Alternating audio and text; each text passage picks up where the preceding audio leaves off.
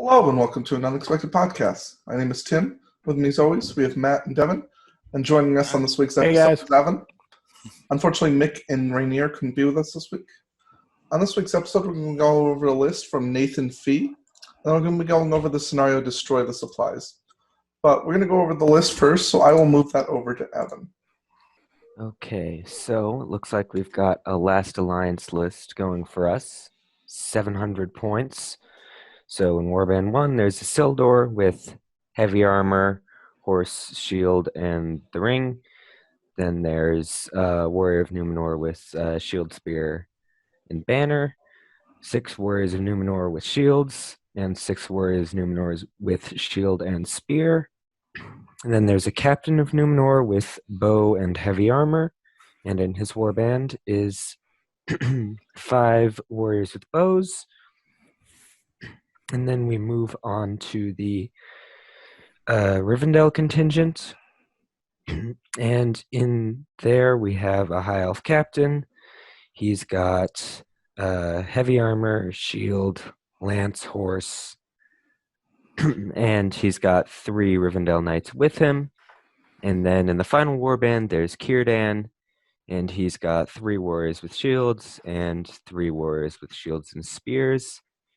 And if I'm doing my math correctly, it looks like there's 31 models in this list with 9 bows, 10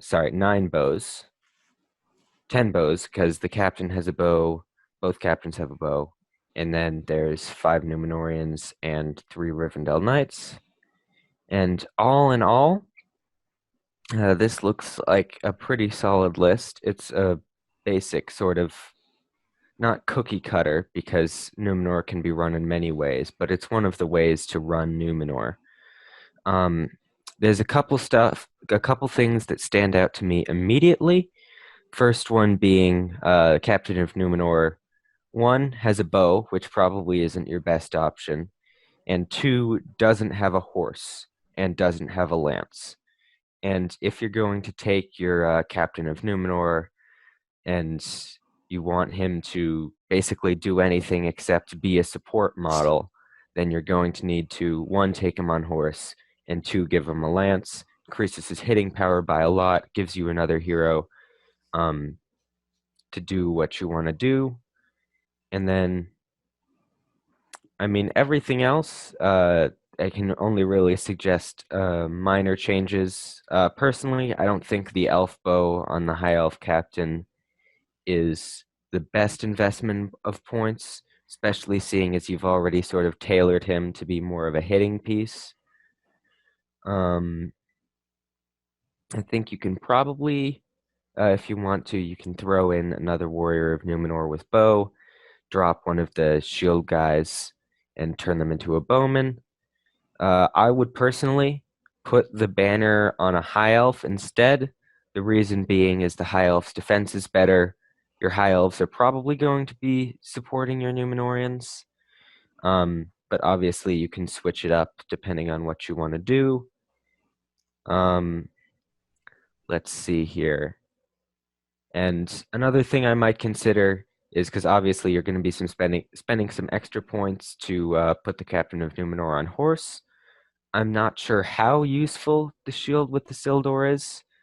He is your leader, so it would be nice to give him defense 8, but because he's a decent defensive hero and he's got the ring, so he's going to be very hard to charge and very hard to beat in a fight.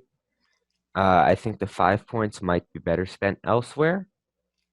Other than that, all I can really suggest are, this is one of the many ways to build a Last Alliance list, and I mean, other than that, this is perfectly fine. I actually ended up commenting on this post, and I forgot specifically what I said, but I do applaud the fact that you have gone away from the usual, what I would actually call a cookie cutter Last Alliance list. Is usually Gil-galad or Glorfindel with Elendil. And I'm sure many people are really wanting us to tell you to bring Elendil. Luckily, Mick's not here today, so we get to let you know that Isildur is fine. I personally like a Sealer with a shield. I think that even just having the defense 8, I mean, yeah, I do agree with Evan that defense 7 is perfectly fine. However, I'm not really seeing anything for 5 points that really screams at me, other than, yes, you absolutely need a horse on that captain. I agree with Evan completely there. And also, I don't think him having a bow is doing you much good at either. So you could subtract the 5 and then subtract the shield if you want to. I personally am I'm thinking that it would be fine for you to give up a warrior somewhere to get it, but I mean, Or maybe, I mean, a Riven, you could give up a Rivendell Knight and get, actually, yeah, or change a Rivendell Knight to a guy on foot. and then there you go. Yep. And actually, that great point, because I actually was going to mention getting rid of a Rivendell Knight and then kind of distributing spears. One thing I've actually noticed in this Last Alliance type list is that you can swap who you want in the front and the back based on if you're fighting a Strength 4 or Strength 3 army, or essentially a Strength 3 army. You'd probably be fine to have the High Elves in front because of the Defense 6 space. And then a Strength 4 army, you can put the Numenorians in front because, well, they're wounding on 5s either way. This obviously changes up depending on if you need the Strength 4 and other little variables, but I have seen people mix it up a lot, which is why I think it's okay if, like, everyone got spears and shields. Of course, not shields on your bows if you don't want to. Other than that, though, I mean, that was pretty much the main things I had. I know that the list lacks a lot of hitting power, so which is why definitely getting the captains mounted is going to be huge. I think, if I remember correctly, I tried to reconfigure the list to have Glorfindel in it. So I think a High Elf captain, you have him at 166 points. I think Glorfindel mounted up is 165. Well, no, so that includes the That's Rivendell that's Knights. the whole That's warband. the whole warband. Oh, never mind. Okay.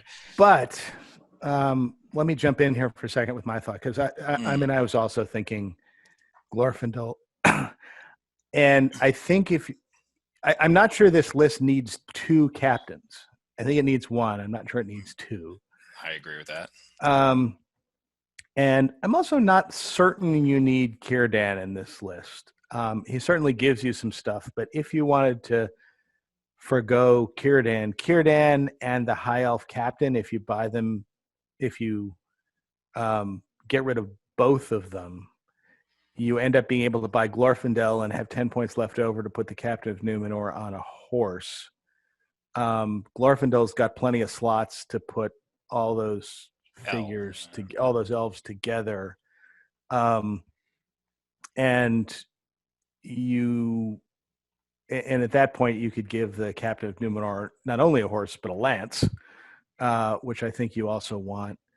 And I mean, that's a different way to configure the list, and that gives you 2 really tough magic resistant hitting heroes, and that's a different way to kind of construct this list to give it more punch essentially at the expense of Blinding Light, and potentially the Aura of Dismay that you get from Círdan, which I'm not certain this list really needs. Well, Aura of Dismay, technically no list needs it.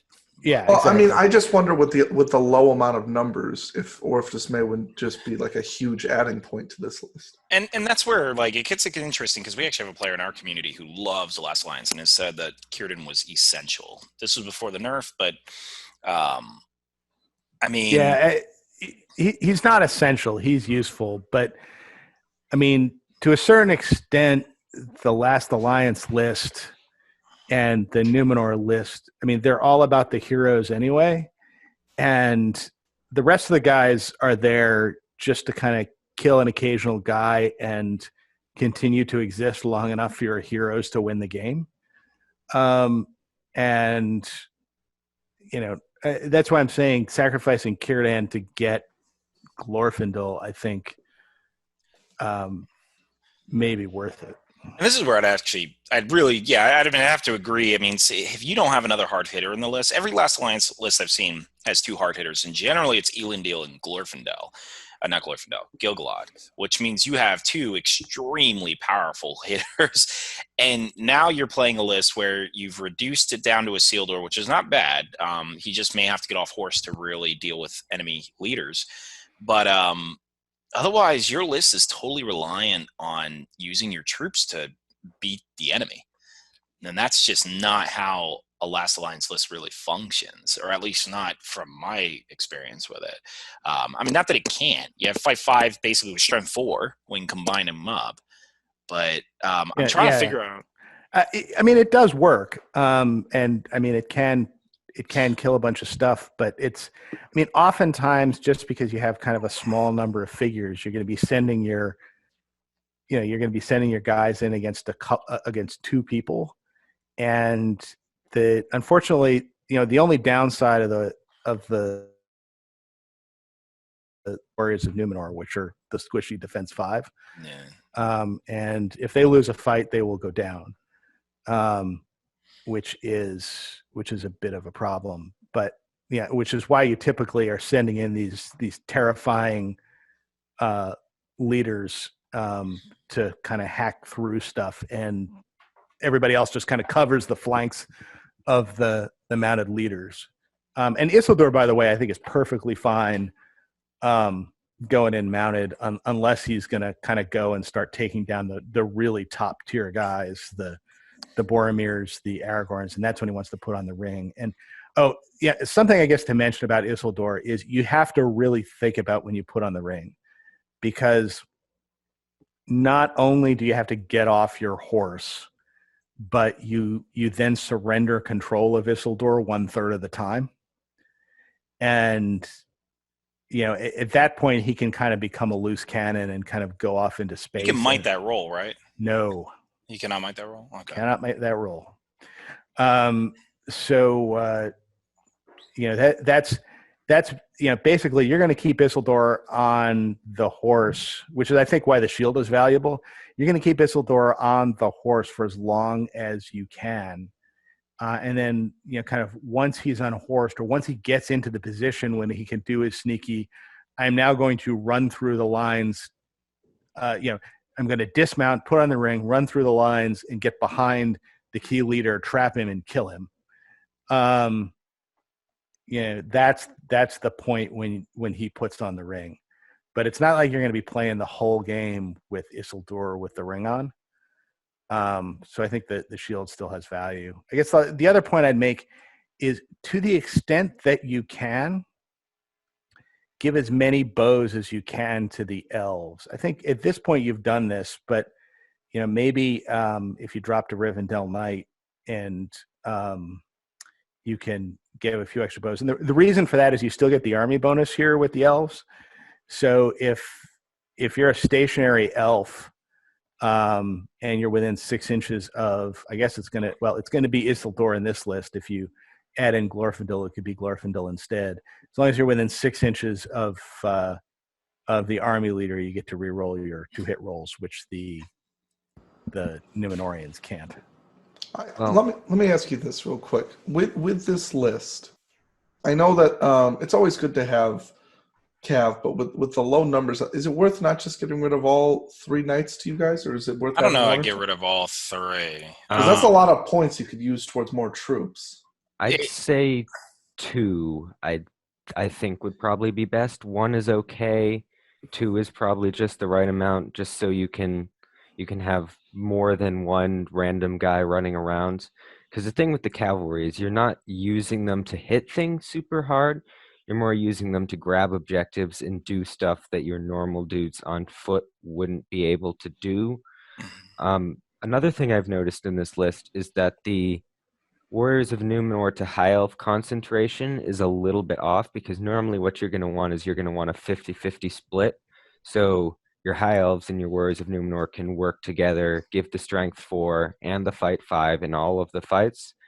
But what's happening here is there's 18 Warriors of Numenor and roughly only 6 High Elf warriors on foot. So what's going to end up happening is you're going to have like 6 combats where you're going to get that synergy, and then the rest of your army is going to be defense 5, fight 4. And while they do get the strength 4, I think more high elves are necessary. in I order to actually make this didn't even a notice that well-balanced at list. first, just because of Well, the format, the way this thing is all laid out. I Yeah. actually did not notice that. Well, So yeah, that's a huge point. I think the problem with that, though, is that I think he's doing that to get as many numbers as possible. Because if you start to do that split, then you start to hit the 27, 28 models on the list army at 700 points. And that's not to say that, his heroes aren't, but it's a really low number at 700 points for, and I think he's trying to get as many warriors as possible is why he did that. I think you can get away with having a lower number of high elves. Every one of them should have a spear, either a spear and a shield or a spear and a bow, because they're the ones. Basically, your warriors of Numenor are your front line, and then these high elves kind of run around behind, giving you fight 5 where you need it. Yeah, honestly, as I'm kind of restructuring this in my head, I'm actually kind of okay with, if you really want to keep Círdan due to your low numbers and all that, you could actually just take out both the Captain of Numenor and the Rivendell Captain, and then slot 2 Numenorians over to Isildur, and then take Glorfindel. You'll actually save points, and then you'll be able to slot in more High Elves into his warband, where the Rivendell Knights are, even especially if you take one Rivendell now out. Yeah, I'm reluctant. I'm reluctant to take this list without a march. Although I suppose with Círdan's Círdan, Blinding Light, it's less of an issue. Yeah, that's what I was kind of thinking about. He's small, and I think he can ball up pretty easily. And I'm like, he can get more elves because like a high elf captain. I don't know what the points are, but the high elf captain, and Numenor captain, kitted out the way they are probably about 90 points each. High elf Numenor captain should be 75 to 80. High elf captain should be around 100. So they average 100. Out to about 90 points each-ish. Which means you'd save 15 points with Glorfindel. I think he's 165 fully kitted. And then, and obviously Tim can reference all this, but like after you take a Rivendell Knight out, you're bringing in 3 more L's potentially. I mean, it depends on how the math's working out. But then you have Círdan, Isildur, and, Glorfindel, 2 hard hitters. You have more elves for spear supports, a few more anyway, but that's honestly, you still need a few more. Círdan kind of protects you from needing the march. March is great for last game and to play, but to be honest, the way your list is structured anyway, even if you mount the Captain of Numenor and try to, run him in there, you're going to probably be tempted to do heroic combats and such to whittle down numbers, which means I don't think in the late game you're going to have any might for March anyway. You're going to want to charge and all that for heroic moves. So I think you're foregoing that regardless. And then you can get a stronger hero in here who can actually do a little bit more damage. You're not really net losing much might, just 1. And then, Círdan protects your army in multiple different areas. Well, let's not short sell that Captain of Numenor. I mean, when you put him on a horse and give him a lance. No, I think he's good. I just think you're going to be spending his might to kill things. And so you're not going to have the late game march. What I was saying is march is usually used for 2 purposes. 1, to get up there because you're getting shot at, which Círdan protects you from. And then 2, late game plays where you need the extra movement to get into position or onto an objective. I don't think he's going to have the late game play because he's so busy using his Captain of Numenor to just crush through things. That's what I'm thinking. So the Captain of Numenor he has right now is 60 points. And the high elf captain that he has is 100. Yeah. So it's 160. Yeah, so 80 points apiece on average. So I forgot how much Glorfindel is with his armor. 170 with the horse. Yeah. All right. Yeah, that might be a little costly. Yeah. Maybe the twins? No, the twins are even more expensive. They're 160. Yeah. Yeah, so there's 2 ways you can really do this list. I agree with the idea that I don't think 2 captains are necessary in this list. 1 is fine. And there's either Devin's way, which is... Well, you can't even really do it based on points. You can kind of do it. It's going to be a little small, but you can take Glorfindel. And, I mean...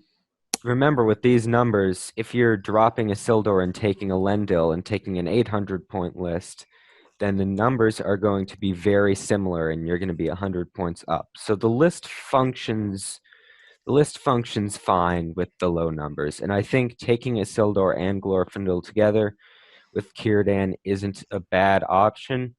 Another way to do this is, it appears what they're trying to do here is to get more of the focus on the warriors.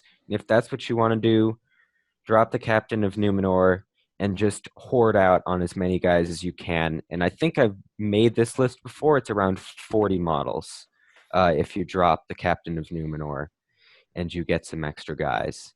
So it gets a lot bigger, maybe a little less than 40 models now that I think about it, but it's around there, and it's now larger than the average 700-point list, and you've still got a high elf captain on horse with lance and shield who can do some hitting because fight 6 is still very But good. drop the bow.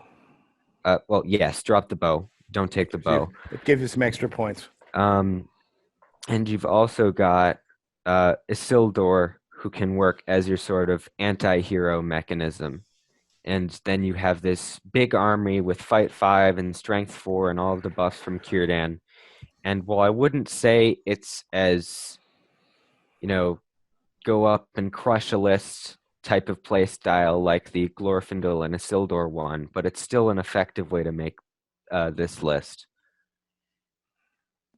Okay. Yeah, I guess if you did the Glorfindel way, you'd have to still shrink a Rivendell captain, but you'd lose a guy just to get him in, and it'd just be too tough. I mean, you could do a Matt's way where you take Círdan out. I'm pretty hesitant to do that, but you still have March, so... Still have March, and you end up with 8 might, which, I mean, No, it's not bad. As it's currently structured... It's the same might, same amount. Yeah, this has the same might, but as we were discussing restructuring it, the might was getting down pretty low. But anyway. All right. Number of different ways to do this. Number of different ways to skin this cat. Yeah. I guess we'd all probably just agree on at least a minimum taking the bow away from the Captain anymore, mounting him and giving him a lance. If you're going to change it in the most minor way, and then probably reduce a Rivendell Knight down to two warriors of with spears. Yeah, and improve your concentration of Numenorians versus High Elves because you want more High Elves with spears in there. I just feel bad because if we advise this, his Rivendell Knights, if we take them away, not only is he losing 2 bows, but we've just turned his mobile contingent, like in Maelstrom, into one that's now weighted by 2 random High Elves. So... Yeah, as a general rule of thumb, a mobile contingent in this sort of list, I've never really seen be particularly useful. I guess in Maelstrom it could be useful, but if you're playing an average game, though, let's say against a friend or in a tournament, though, you have to plan for all the scenarios. So even though it'll be useful in Maelstrom, you got to be prepared for every scenario. Yeah, and you probably... You need to do some restructuring in this list, and I don't think the mobile contingent is worth keeping, even though your captain's not on a horse and all that stuff like that. So changes need to be made, basically. So I guess we can just leave him off with saying what we do agree on is he has a lack of hitting power due to the fact that the Captain of Númenor isn't doing anything, and Círdan's not doing anything, so he has only 2 heroes, one being a captain that can do any hitting power. He has a lack of high elf spears to confer the fight 5. It's not enough. He's basically relying on Númenor, which means he's squishy at those, at his numbers, and probably not winning as many fights as he honestly wanted to. And does he even have a banner? No. He does. He has a Númenorian with banner. Yeah, there's a Númenorian. Oh, there's I think I recommended in the beginning that you should probably put that on an elf because it's defense 6. Yeah. They're more likely to be spear supporting. So, yeah, basically this list will probably fall apart faster than you would want it to in competitive play. Yeah. All right. Well, thank you for your list, Nathan. Let us know in the comment section if you agree or if you have any ideas of what we said. And anybody else leave their comment section about their list as well. We'll go try to look over them for next week. We're going to move on to the main topic for today, which is the scenario Destroy the Supplies. So I'm just going to go over the scenario real quick. Basically, you have deployment up to 12 inches on your side. And there's going to be 3 objectives on your side on the 12-inch line. So there's going to be 1 directly in the middle on the 24-inch point, and then 2 objectives 12 inches on either side. And basically, the game lasts until 0.25%, which of course is remaining. You get 2 victory points for each enemy supply marker that has been destroyed. 1 for causing a wound on the leader, 2 for killing. You get 1 for breaking, 2 if you're unbroken. You get 1 for having a banner, 2 if you have a banner and they don't. And then the special rule is supply markers. The objective markers represent a series of supplies in both sides that are trying to destroy. To destroy an enemy supply marker, a model must be in base contact with a marker during the end phase of a turn, having not cast any magical powers, used a missile weapon, been involved in a fight, or been under the effects of the paralyze, immobilize, or transfix magical power during that turn. Once a supply marker has been destroyed, remove it. So pretty much there's 3 objectives on each side. You're trying to get to them, stand there while not doing anything, pick them up, and then kill and break. What are your guys' thoughts on this scenario? All right. So I guess just to refresher, you destroy the objective by spending a full turn not doing anything, or just if you're standing next to it at the end of the turn? I missed that part. Standing next to it at the end of the turn, having basically not done a fight anything or just else but move. Yes. So you can perfect. move up to it and destroy it. Can't shoot, can't cast magic, can't be in a fight. Automatically, you can't use a heroic combat to get to them. So therefore, it's just whatever's done before the combat phase. This is a really janky scenario where if you have certain models like a Spider Queen or flyers or wizards who can move stuff off, you can really do some nasty stuff if you move second. And maybe even if you move first, but most often if you move second. And so that's one thing that immediately screams out to me is that you really have to plan like kind of a turn ahead to make sure that they don't like pull off some shenanigan and get one model standing on the thing to destroy it. With the 25% condition thing, you can also, as my usual thoughts, you can always just focus on completely eliminating the enemy. The only problem is if you do that, I think in this scenario in particular, so normally when I give that advice, the objective always is there by the end of the game. But in this case, your opponent could just go and destroy it if you're not focused on protecting them. So that advice doesn't work as much on this scenario, which I like. You still will have to protect your objectives. Otherwise, you can give up the game destroying your opponent.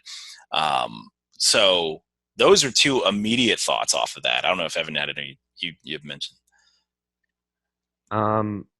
Well, I guess I have similar thoughts to you about sort of the way the scenario works, because when you get the objectives are gone. You always have those points, and there's no way your opponent can deal with it. This is a sort of scenario where you have to be extremely careful because you can just lose the game immediately. Like if your opponent has flying models, if they have a Spider Queen, if they have a wizard with compel or anything like Goblin that. Mercenaries, that's another one that'll really. That is also true. Goblin Mercenaries, Goblin Scribe, anything like that. Oh my God, the scribe would be disgusting in this mission. So yeah, it's very tough to deal with, and when you have like a very sedentary army, I guess I'd say, you need to be extremely careful around the objectives.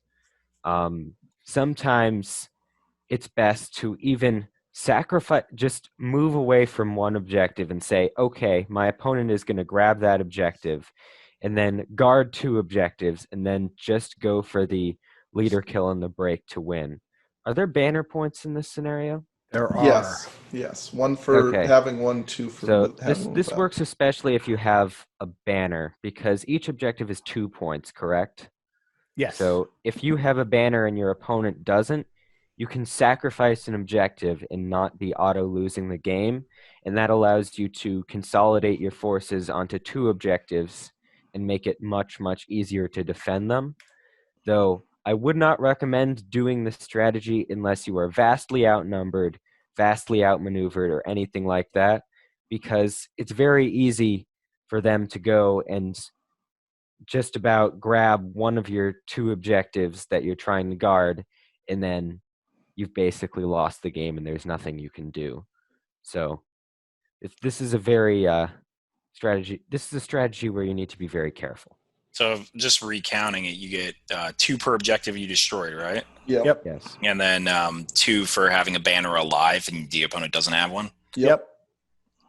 You get 2 for breaking without being unbroken, and you get 2 for killing the enemy general.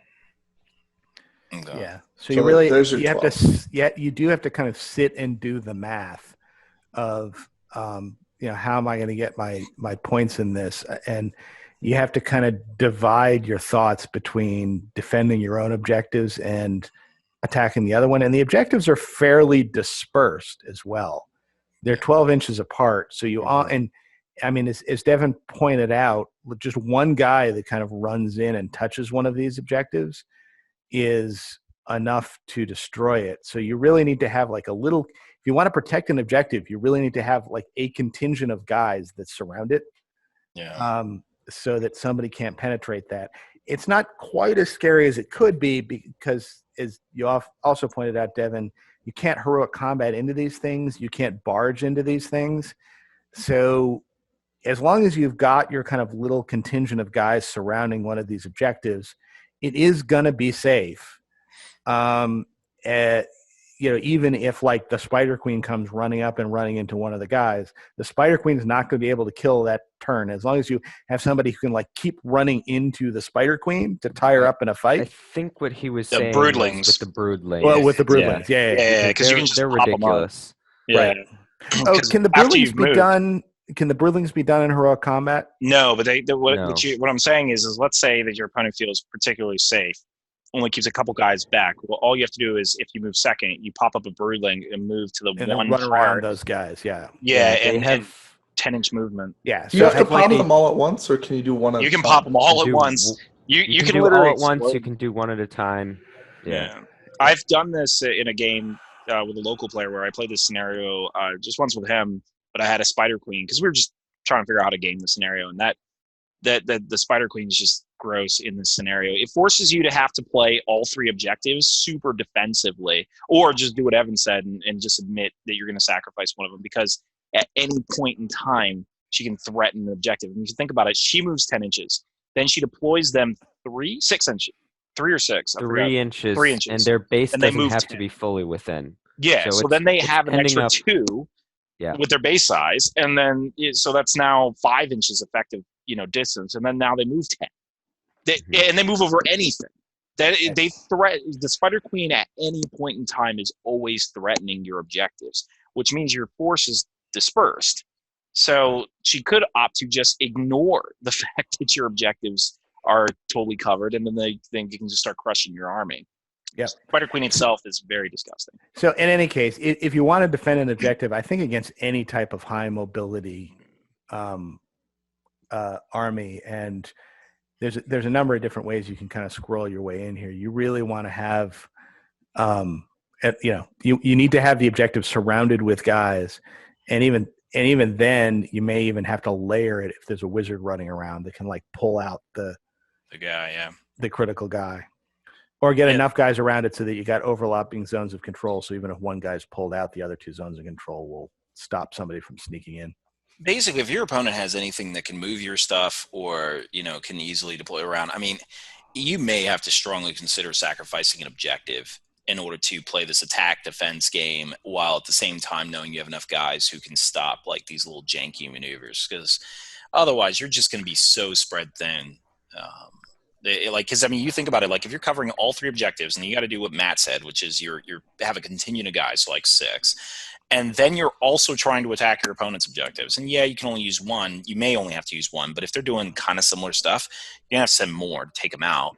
I mean, you are gonna be really spread thin, and if you're an all-hero army, you're just giving up the objectives. Can you even do Yeah. it? Like, I mean, I don't know how you play this one with all. Well, I guess you'd have to do it this way, right? I think probably with an all-hero army, what I think you have to do is kind of go all in Mhm. and say, I'm going to kill his army. I'm going to destroy his objectives, and let them destroy yours. and let him send Yeah. some random guys off to destroy it. I mean, the problem is because you can only destroy an objective with a guy that hasn't fought. That's really hard to do with an all-hero army, because you don't have like that spare random guy who can run in and destroy the supplies. But you have a lot of time, because it's 25% ending condition. So if you say sacrifice, If you're not in a tournament. no, that's true. That is very true. Yeah. I mean, your turns will go pretty quick, but I just- Yeah. I'm just thinking about if you sacrifice all 3 of your objectives, give them the 6 points. You take out theirs. Hopefully you can do it. Like, you basically have to bet on that. You take out theirs, you get the 6 points. You have to rely on breaking and killing the enemy general. Yeah, and remember, Just often all hero armies don't have a banner, and the infantry armies, or basically any army you're facing, will probably have a banner. So you're already starting 2 points down. And they can just sit there on their objectives and stare at you, knowing that they're going to win the game. Yeah. Mhm. And that's, I mean, what I like about this scenario, though, is that there are 4 different conditions in which you can get 2 points, and then obviously there's 3 objectives. So pretty much everything you do is almost equivalent. So you can kind of decide what you want to do, and it'll be worth about the same amount of points.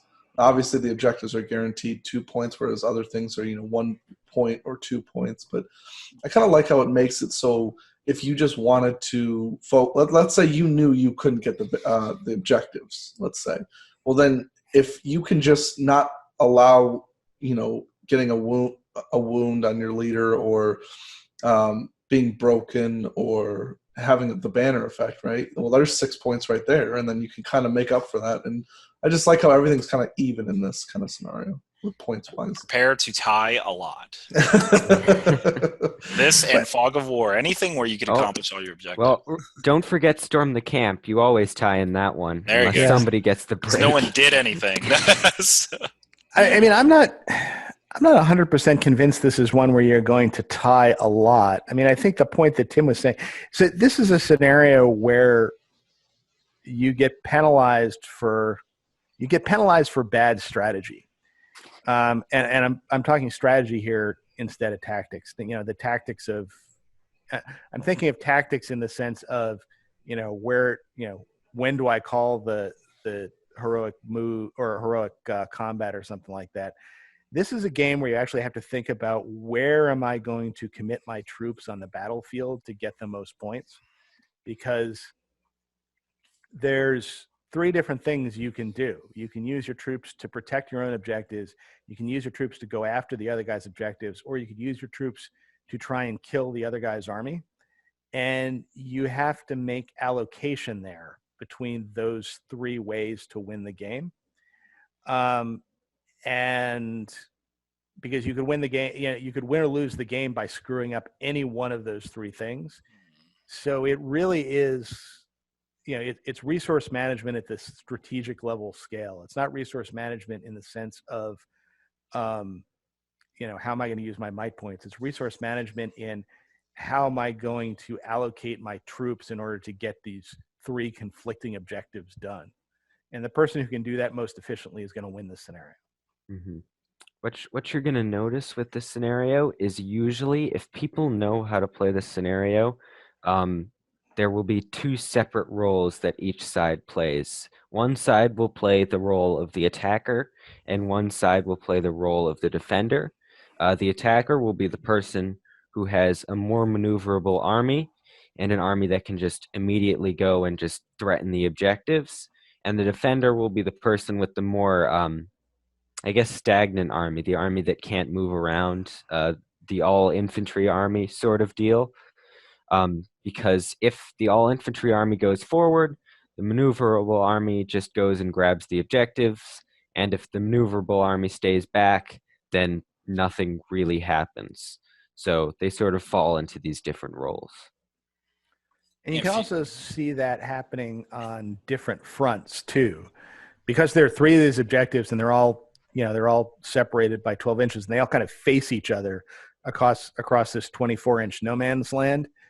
You can find all right, so I'm going to be defending the left objective and the center objective, and then I'm going to make my push on the right to try and get their objective, or some combination thereof. Just to bring up one thing, I remember Mick brought this up in the last episode or something. It talked about if you have siege weapons, particularly a large one, you can go ahead and just carry it, 1 movement up onto the objective and just totally lock it down. So that way you have to because if you destroy it, it still stays there. So they'd have to physically carry the object out of it. So it takes a lot of turns to kind of, deal with that. So, Well, and then could you just carry keep it following. out if it's unreachable by that definition? Because all you have to do is be in base contact with it for a turn. I think we ruled that like it's just a heavy object, so even when destroyed, so therefore your opponent could carry it away to get it off of the objective, Or but it takes them climb- another turn to do it. Yeah, or climb through it depending on the. I was going to say climbing through it sounds. Siege I mean, engine. how do you carry something in which case if you're base contact, it immediately goes away? I'm sorry. You basically it doesn't immediately like you can still base contact a siege weapon. It's still there. Oh, you're saying It's getting just base contact. destroyed. Oh, okay. You're saying Because okay. you're I'm talking about carrying it away, but you can't do that when your opponent. I don't think you can do that actually. Wasn't there an FAQ on that about the siege weapon going poof once it's been destroyed? Yeah, I don't think it goes poof. I think it stays there. It stays on the board. Yeah. Stays on the board. Like, there was an FAQ regarding this, but it stays on the board, and so therefore it's now this big thing that's just there. Right. And You got to either push it out of the way or climb through it, or Yeah, or it's do just something. giving you extra time, which Mhm. by the time they've made it to your objective, time is going to be. Outside of that, I mean, you can use monsters in this and like big tough guys just to like if you need to stand on an objective, yeah. just have them say, "Yeah, come at me, bro." I usually talk siege weapons since they're already in the back anyway, have to stay in the back, and then also they can't back away when losing a combat, whereas monsters can. So Yeah, if you get a big enough base, even if they back away, you're still going to be standing on top Yeah. of it. This is a good role for. You know what this is actually a good role for? good Is bad the- trolls. The Gundabad catapult troll. Oh, Yeah, he just Oh, goes yes. up, he stands on an objective, and just all right, I'm going to stand here and shoot. If anyone ever plays it, then If you so desire to take a catapult troll, then one this of the is worst the main monsters use. in the game. Yeah. But he's Person goes- good at this.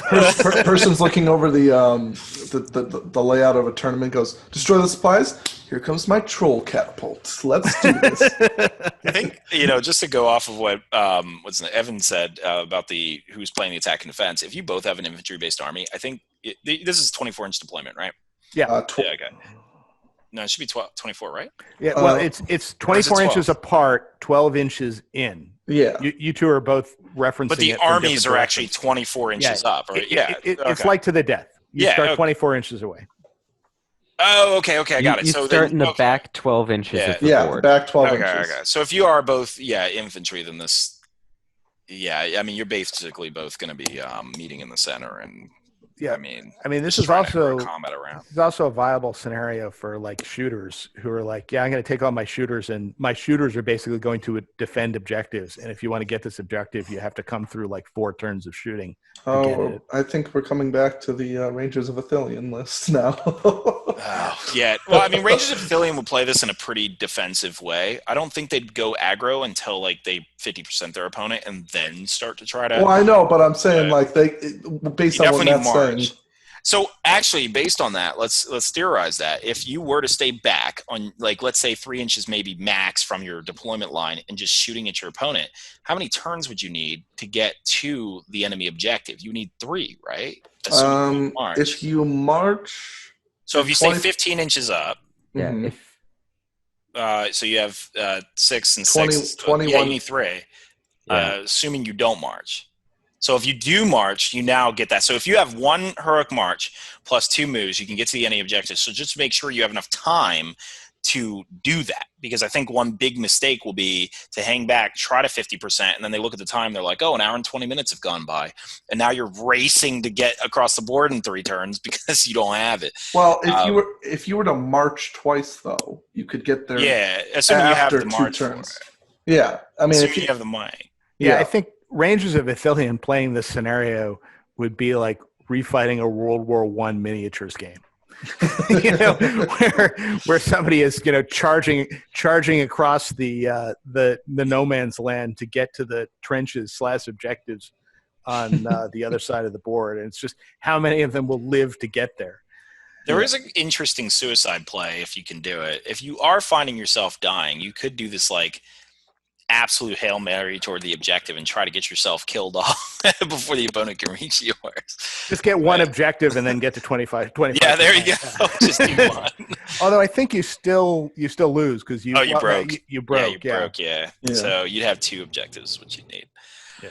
So So I think that's pretty much it for the scenario. So we're going to go into lists. We each have written a list at 800 points that we think would do well in this scenario. So I'm going to move it over to Matt first for his list. All right. So I did an 800-point Isengard list. So my list has Saruman on horse with 1 Crebain, 2 Orc warriors with shield, 5 Uruk-hai warriors with pike, 4 Uruk-hai warriors with crossbow, and 1 wild man of Dunland, because there's always 1 wild man in the bunch. Next warband is, of course, Grima Wormtongue, and I bought him a horse because he's going to have a special role in this scenario. That's so dirty. Is that just figured out what he could do? That's so gross. Yeah, That is such a loophole. There's barely any way of dealing with him. What are you doing? I am actually so upset that I didn't think of this. This is brilliant. This is brilliant. You gotta cross your fingers and hope you have Sorcerer's Blast or some other way to magically kill him, because otherwise there's nothing you can do. That's so gross. Yeah. Next warband is Verasku, and with him is another Crebain, 2 Orc warriors with shield, 4 Uruk-hai warriors with pike, and 4 Uruk-hai warriors with crossbow.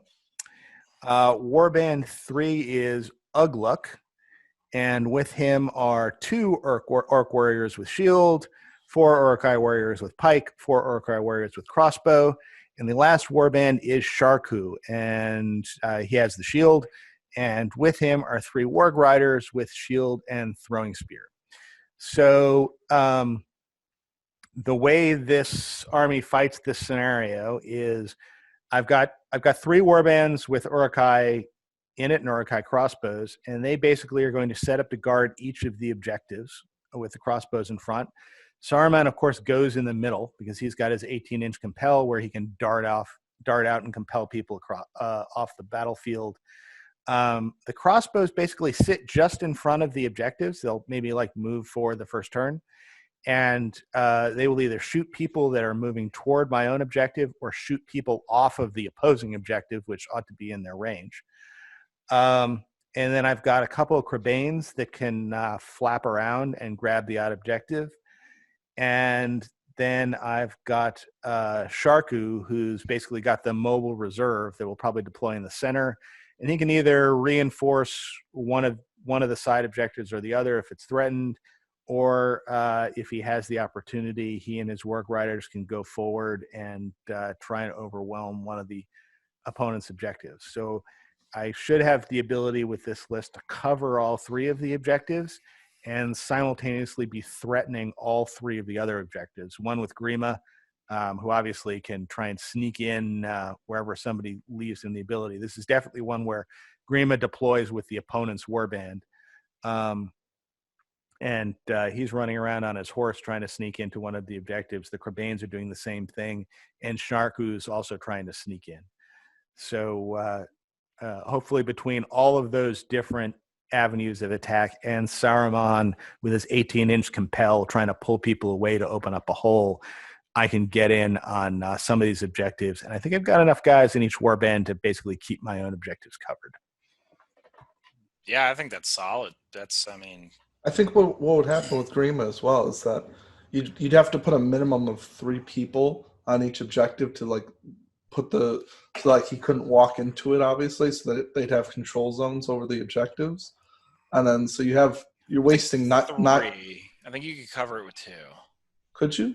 Yeah, I'm trying to think if you space them just properly, because obviously once Grima charges, he reveals himself. Yeah, but is 2?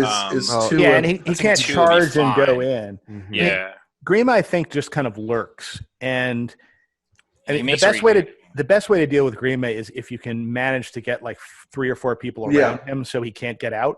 Yeah. But that's one of the reasons I put him on the horse is, hopefully you deploy him far enough away so they can't do that on the first turn, and then he moves out, and he's continually moving to threaten different objectives. Yeah. And, if somebody wants to dedicate 3 or 4 cavalry to blocking in Grima, that's fine. And maybe Saruman can get in range to compel one of the guys out so that Grima can sneak out, or maybe a crossbowman can, maybe a crossbowman can shoot one of those guys down, or a Crebain can come in and take one of those guys out. You never know, but he's just one more problem that the other guy has to deal with in order to keep his objective safe. And as long as he's dedicating guys to keeping Grima from getting the objective, they're not threatening me in any way. How big is your army? How many models? It is, I think, 42. Okay. So It's solid count. 42. For Yeah. this. Yeah, I mean, it's for really Nurk good. Hylas. It's really Yeah. good. Yeah, I think it's actually like a solid competitive list. I mean, the fact you threw in 2 Creebane, which I heard the first one, and then I was like, nope, where's the second one? You need 2. Yeah, there's My opinion. always 2. Always Yep. 2. Never I one, think- always 2. I think Creebane have now become just a must pick and nice and card now. I mean, they're flying models, which means if they're like a flying warrior, they're almost always an auto include if your list has them in it. Like, Yeah. it doesn't matter if it's like a Creebane, a Bat Swarm, a Warbat. You're always probably taking at least 2 because the amount of stuff flying models can do is crazy. Especially seeing as aren't Creebane 25 points They're or something 20 ridiculous points. like They're that? 20. Yeah. Oh, 20? Jeez. They're 20 points. Okay. They are such value add. I mean, they're incredible models. So I you think can- they're a must pick every You time. can take 2 of these, and you're just 5 points more than one Bat Swarm. Yeah. So their value is incredible. No, they're Yeah, 15 points less. no, they're 20 points. So he's saying 2 of them is 40 Yeah. points, which is Oh, 5 okay. points more than a Bats. Oh, okay, yeah. Like they're such incredible value. I mean, any new player who sees their profile and you're like, all right, they just fly. What's the big deal? No, like this is a scenario game, and They even fly. without it- That's the big deal. yeah, even without scenarios, like just being able to add 2 dice into a hero's fight, you just fly around and be like, oh, there's an extra 2 dice of fight 6 or whatever, fight The 5. ability to go over lines, over terrain, and basically ignore everything is so Yeah. impressive. And the distance in which they move as well. Yeah, they have a gimmick special rule. Never think about that when dealing with these. Like so their ability to be like, Yeah. oh, but I mean, I think it's a viable alternative strategy with this too, of just dropping. You could drop Sharku's Warband and take 5 more Crebanes. it's Yeah, just you forego other scenarios doing. Yeah, it. you forego Yeah. other scenarios Yeah. doing it, and Sharku gives you some actual hitting power where you can, if you need to, take an objective by force if it's a little underprotected. Which their Crebanes have a lot of wounds and they have a lot of ability, but they're not great at kind of like bullying their way through serious opposition if there's a wall around an objective. Yeah. The worst thing about them is that they have that shooting rule where you can only hit them on 6s, so you Yeah. can't even shoot them You can't either. shoot- 'Cause Yep. that's what you do with Bat Swarms when they fly out and they're going to grab an objective. If you have something like crossbows or elf bows, you wound them on 4s and you take out like 2 or 3 wounds immediately. But you can't do that with these guys because you hit on 6s. So they're almost impossible to get rid of unless you've got like magic or something like And don't that. they have 4 wounds? They do 3 or 4, Yeah. yeah. 4 wounds. So even if you manage to hit one, it's like, Okay. Yeah, Yeah, you can literally they- throw them they're- into a hurric combat, and even though they're Yeah. defense 3, it's just like You could throw them into a hero in which you wanted to waste a turn, and they Yeah. would still be fine. it would be fine. Yeah. yeah, he's just sitting there trying to swat birds away. Yeah, it's actually they're really powerful models. Yeah, no, I mean, if you want to turn the SBG game into a Hitchcock movie, they're a good way to do it. You just run Saruman and like 20 Crebain. I think the list is excellent. You have 3 ways, like the Creebane, Grima, and Saruman of threatening the objectives. It's a solid list that can play defense. I mean, it's actually a really Well, there's also Sharku too. Yeah, I was gonna say the and then war. there's technically the You wargs can who deep can strike with the combat. wargs. Yeah, Wait, deep strike. They don't. You mean like? I mean, deploying just them because forward. they've got Oh, 10. okay. Yeah, they've got 10 inches. I was of like, those. did I miss an ambush rule they have? No, no, no. Yeah. Okay.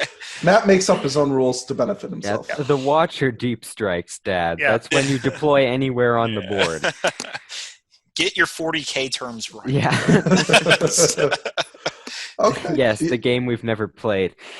So now Matt has put everyone in the position of trying to outdo his list. Oh, I can outdo his easy, man. Okay. I'll put my whole list of my Goblin list Town. might be able to. Done. So I Devin took just Goblin goes, Town. Goblin Town. Yeah, Goblin Town. I'm Damn, I done. didn't think of that. This will be. I'm telling you, for every scenario, you're going to hear this. For all viewers watching, Goblin Town just wins all scenarios. They're just putting in the comments, stop mentioning Goblin Town. All right, Devin, what was your scenario then? Or All right, so list? I actually was going to do a Spider Queen list, but I decided to have some fun with it. And I saw. So you did a Spider Queen with googly eyes? Yeah, there you go. So Spider Queens, you already heard my whole rant on that, but basically, I saw Will Champion's list, and I just wanted to theorize it. And it was Will Champion did an article, which by the time of the posting of this video would be like weeks ago. But he did an article about Warbats, or Gundabats as now they should be named. And I did many variations of this, but there's one I really want to try, and I don't even know if it'll work.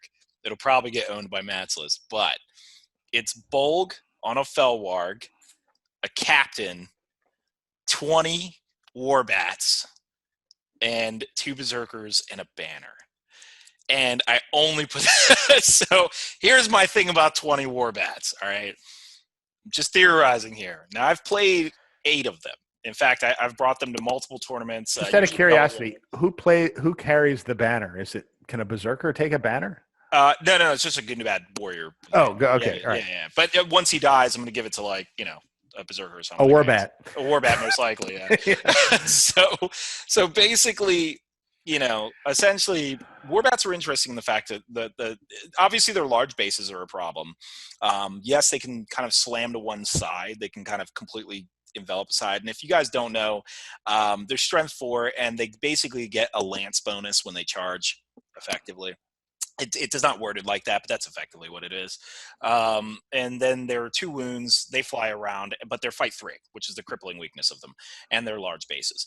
But they can swarm to one side, and the most important thing about them is that every model, when they fly over models, they can choose one of them and roll a dice. And on a 4-up, they knock the model prone. Now, it's also true that on a foot 4 models. I'm sorry? Or man-sized foot models. Yeah. They can't do it to cavalry. You cannot do it to cavalry. So what I'm hoping to do is hope that no one has cavalry here. And I can just, even if I only have like a portion of my Warbats hitting an opponent, I can still bring the other ones and just fly them in and back and knock down whatever is charging me. And they also cause a strength 4 hit if I happen to get a 4-up on the second roll. But look, do I think this list is competitive? No. I actually had another variant where I had Bolg, 8 Warbats, and then Durbert Struzhag and a Goblin Shaman. But it had 38 models, and most of them were goblins. And I'm like, this is probably not really going to work.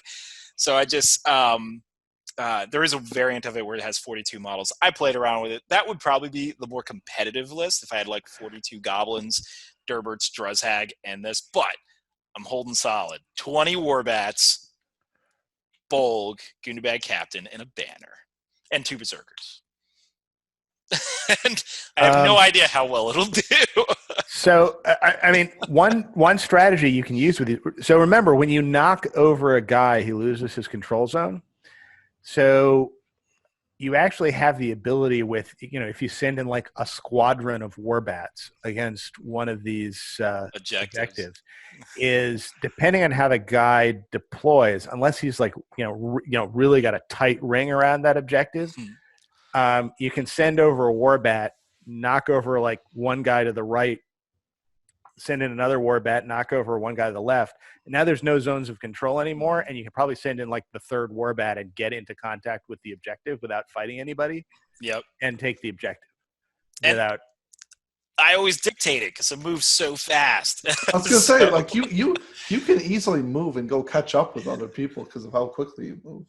Yeah, I mean, Bolg will be kind of by himself with 3 points of might, but he's got Master Battle, and then you have the captain whom will do captain things.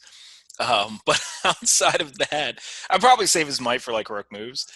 Like I said, this is one of those theoretical lists where if the knockdowns go very well, then I can knock down almost everything actually threatening my Warbats. Now, obviously, in this case, I would really want something that could knock down like enemy cavalry. Like clearly, if someone has 3 heroes that are like big heroes, I'm screwed. Like they'll just probably tear through these things. But it's a really fun list. I know this is a competitive podcast, but occasionally we got to mix it up. One day, though, I'll come up with a competitive Bat Swarm list. The only one that I could think of was that Moria version of it.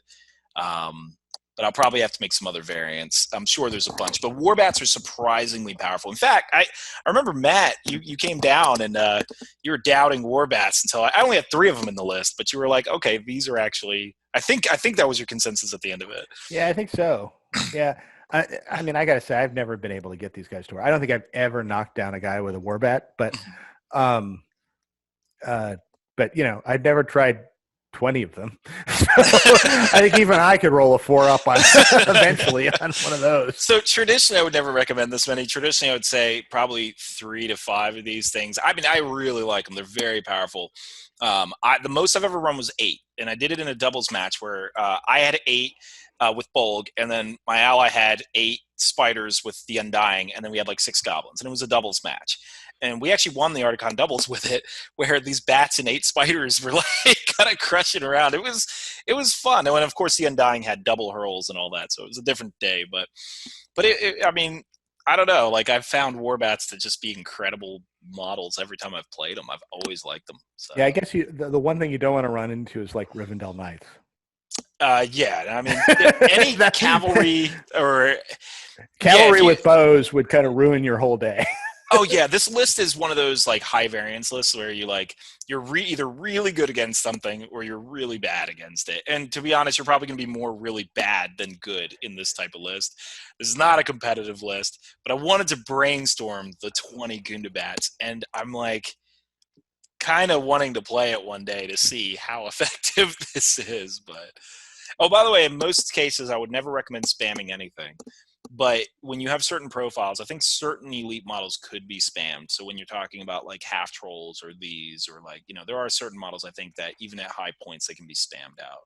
You can possibly make it work. And by spam, you can probably make spamming goblins work too. Yeah, I was about to say, by not recommending spamming anything, he means very elite, like elite sort of models. Yeah, elite niche. I'm sorry, I should have mentioned that. Yeah, because I mean, like I said, it's very easy to win this scenario. You just bring goblins down, and then you're pretty fine. So. Okay. Evan, what was your list?